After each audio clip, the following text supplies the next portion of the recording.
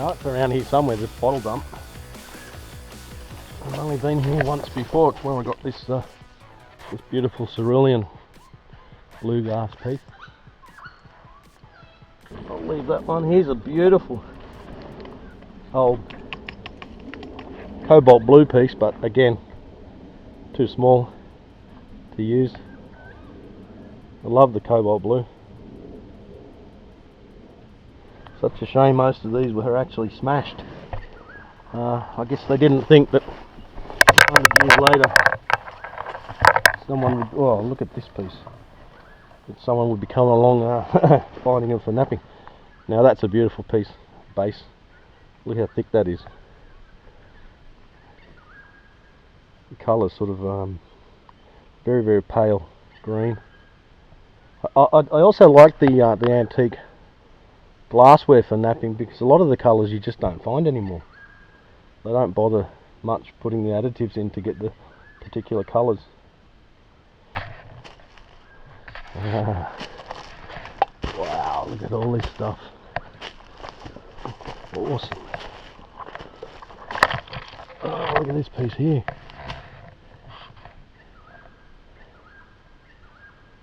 Something Company Limited, London.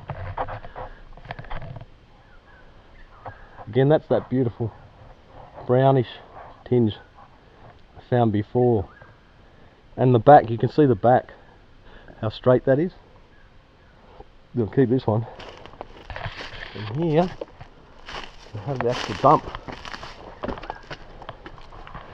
where there's bottles galore.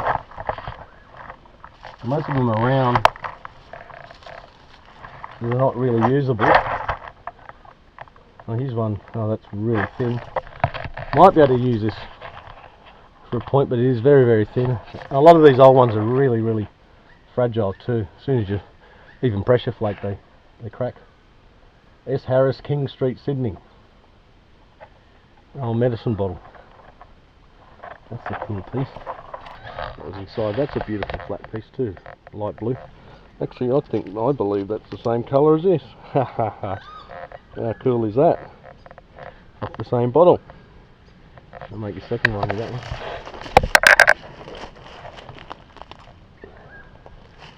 Coffee and chicory. We'll use that too.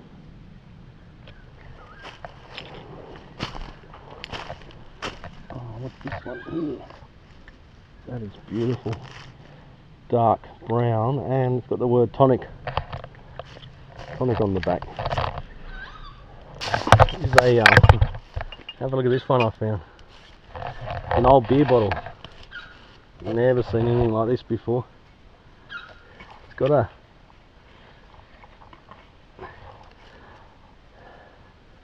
can't tell whether it's a bull or a cow on the front. MA something beer, Sydney.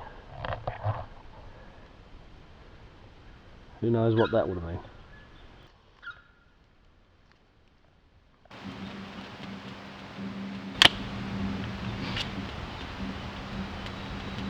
This blue one's going to be a beautiful piece.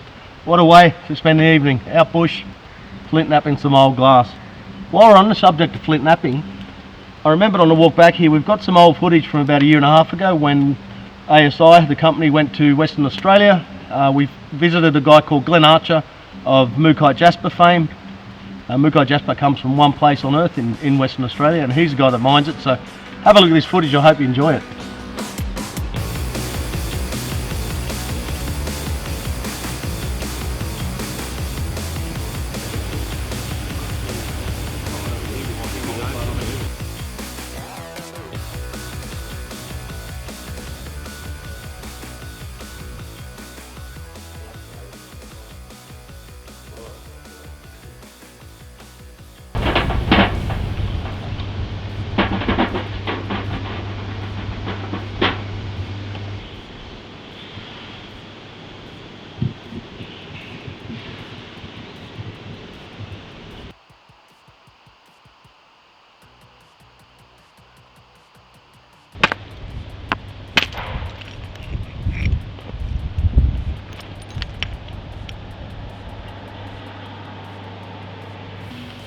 This is a new material Glen started to stock.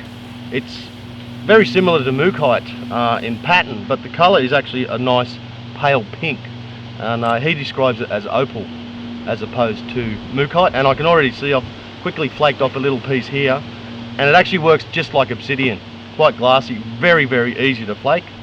It's not quite as hard as Mookaite. I think this is going to be really popular in the future amongst nappers, especially US nappers, because this is the only place in the world where you can get it.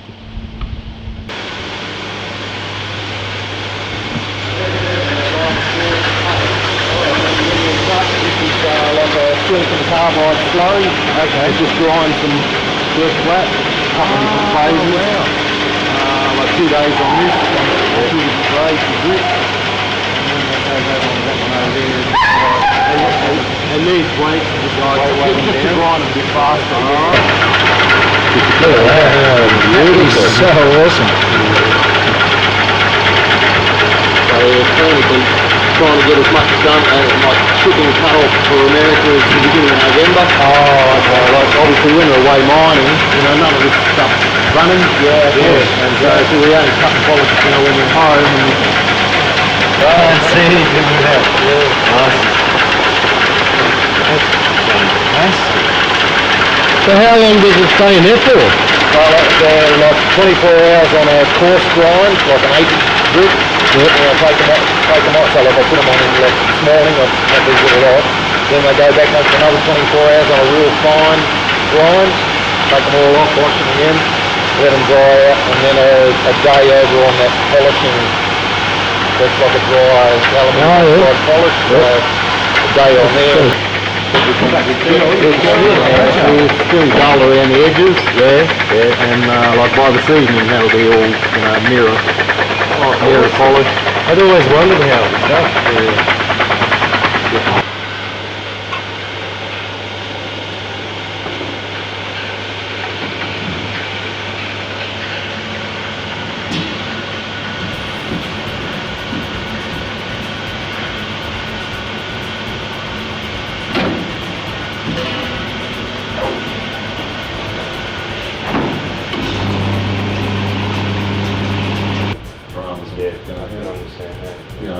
Until such time they refer to like restructure a bit to get a bit more wholesale. Wholesale here or these? Well, yeah, everything's for sale, or not everything, but yeah, like this is it's not a shop or anything, but you know, I'd occasionally have like Martin last night. Bought a bit of stuff from me. You know, known him for 20 years. He's sort of a mate. But,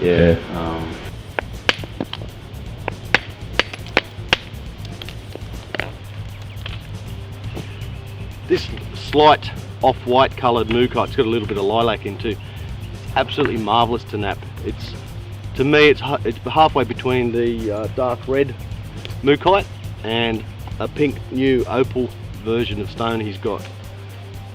Wonderful stuff, absolutely wonderful stuff. Now, I'm just using a hammerstone I picked up off the road, and this stuff's napping really nice. Well, I was playing around with some of the bases off these old bottles that I found. There's the final biface that I'll begin the final point with. That's basically come off something like that. What you want is the thick part at the base. But for anyone watching this that doesn't know what flint napping is, certain stones a flake will break off if you strike it with less than 90 degrees in a conchoidal shape. That means the shape of a shell. So, you know, stones like flints, jasper, chalcedony, Mookaite Jasper, stuff like that, if it's struck properly, you'll get flaking. You've probably heard of obsidian as well. That's quite popular. That's a volcanic glass, and glass that you get off bottles reacts the same way. It's very easy for beginners to start napping. So for anyone that hasn't tried flint napping, give it a go, because it's really good fun. You can create some beautiful stuff. I'm going to change the camera angle here to get a nice close-up as I do this bottle. But you can see already that I haven't even really done any final stuff, and it's taking shape. Beautiful white walnut.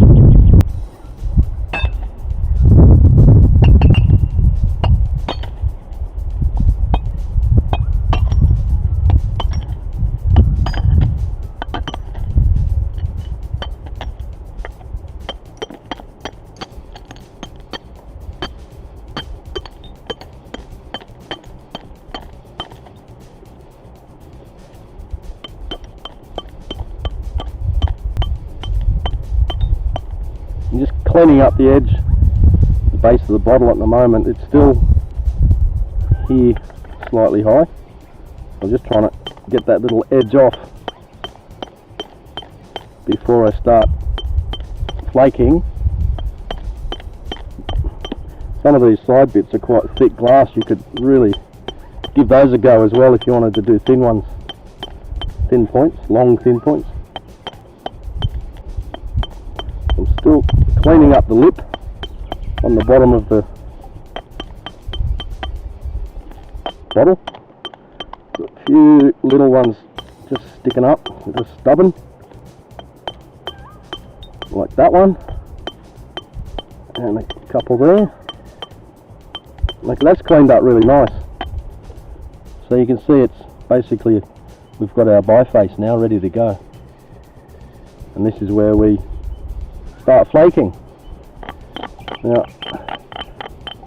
if once I start pressure flaking, which is pushing flakes, as opposed to percussion, which is hitting flakes, once I start pressure flaking, I like to, and you should do this, I like to what's called abrade the edge, and that gives your percussion flaker, a pressure flaker I should say, I'm getting them mixed up, it gives your pressure flaker something to grip on before you start pushing. But we'll go through that later on if we get to it. So I'll start just trying to pop some points, some flakes off the bottom here to clean this up. Alright, because that's still a little bit concave-ish on that face, so we're not going to get pressure flakes to push across.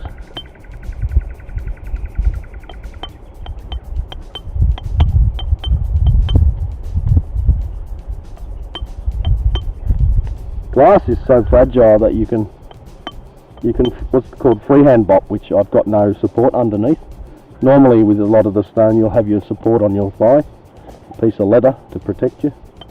But this is just called freehand bopping. I support the edge with my fingers underneath. And just slowly go around improving this edge, and then we can start flaking. Now, I wear glasses too for eye protection anyway, for visuals, so I do get a little bit of protection from them, but for anyone that doesn't wear specs, please wear glasses when you're doing this, safety glasses.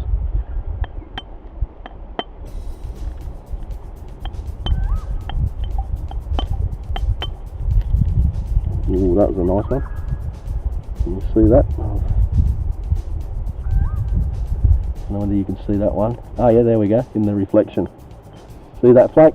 That's what we want to aim for, to go all the way across the piece as far as possible. And we do that both sides.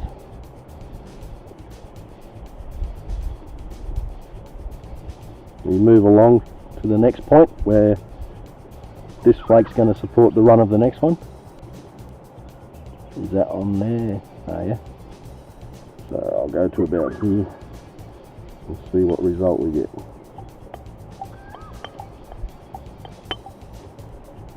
Yeah, it ran a little bit, but it's also stepped a fraction. That edge wasn't the best.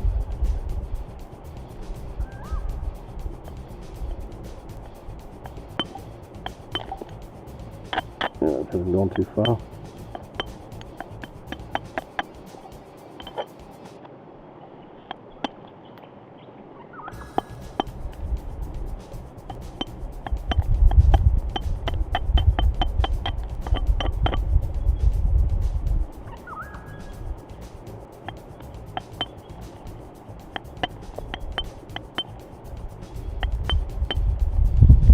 Once you're getting confident, you can quickly start working two sides at once too. I normally try to get these flakes going across as soon as I can. I'm a little bit impatient sometimes, and I have a bad habit of rushing, but you know, with stuff like this, these old bottles, it doesn't really matter if you stuff a few pieces up. Oh, this edge is ran a little bit. If you're working both sides too, you can, I call it zigzagging. You do one flake on one side, turn it around, use that little divot to support the next one.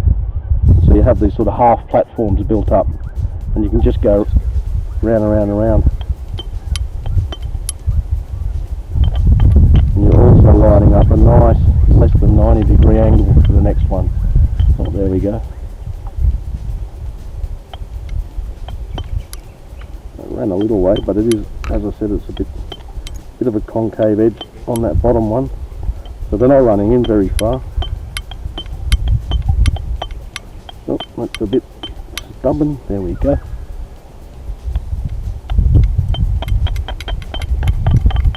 Braid this edge.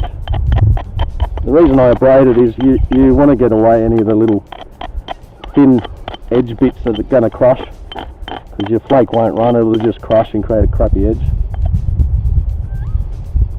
Alright, let's have a go now at getting some flakes. Now that was not a bad run on that one. You can see the flake there. Yep, you can see on the camera that's showing up. That's what you're after now, from each side all the way to the middle. And then we can, once it's, you know, it's cleaned up reasonably well, we can start pressure flaking. I think any viewers there on YouTube will probably get the gist of this. There's lots of how-to videos out there on napping, done by a lot better nappers than me. So if you really want to get into it, watch some good stuff. There's quite a few good nappers out there. One of my favourites is Mike Cook from the States. He is an absolute master at pressure flaking, so have a look at some of his stuff. That's coming along nicely.